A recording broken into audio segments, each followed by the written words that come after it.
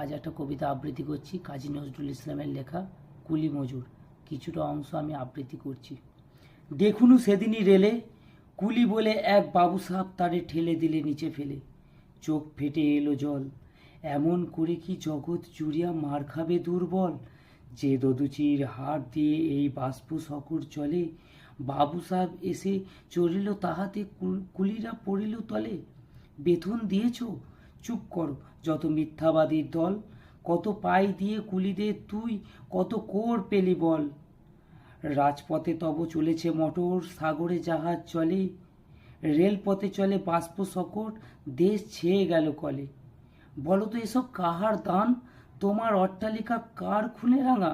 ঢুলি খুলে দেখো প্রতি ইঁটে আছে লেখা, তুমি জানো না পথের প্রতিটি ধূলিকণা জানে এই পথ, এই জাহাজ সকট অট্টালিকার মানে।